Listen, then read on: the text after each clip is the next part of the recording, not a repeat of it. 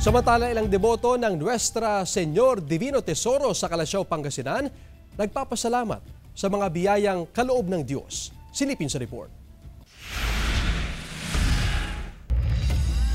Mula sa Dagupan City, maagang nagtungo sa Nuestra Señora Divino Tesoro Shrine sa Calasiao, Pangasinan ang mag-asawang sina Dodi at Maricar Velasco. Taimtim nilang ipinagdasal at ipinagpasalamat sa Diyos ang paggaling ni Maricar mula sa karamdaman.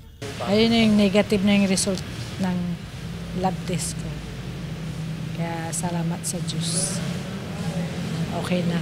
Nagkaroon daw ng sakit na TB si Maricar hanggang sa tinamaan din daw ang kanyang atay dahil sa patuloy na pagdarasal at pananampalataya.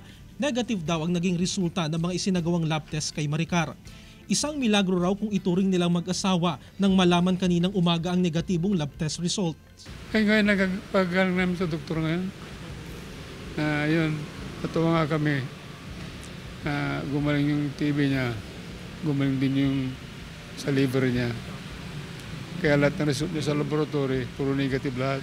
Isa lamang ang mag-asawang Velasco sa maraming deboto ng Nuestra Señor Divino Tesoro na sa dasal kumakapit upang maramdaman ang mga biyaya ng Diyos. Samantala, ilang araw bago ang pista ng Poong Hesus Nazareno sa January 9, unti-unti nang dumadagsa ang mga deboto upang mag-alay ng panalangin. Samantala, kahapon ay ipinagdiwang ng Simbahang Katolik ang Epiphany of the Lord, isang manifestasyon sa paniniwalang Katoliko na si Jesus ang Mesiyas na anak ng Diyos na isinugo para sa kaligtasan ng sanlibutan. Basically, yung Epiphany is pagpapahayag o may ipinakita na may totoong may Diyos na isinilang sa sabsaban, pero ang kaakibat nito ay yung kasama nito yung tala na nag-guide doon sa mga magi para mapalapit sa ating Panginoon. Kasama si Henry Duminsil, Jarek Pasiliao, 1 North Central, Luzon.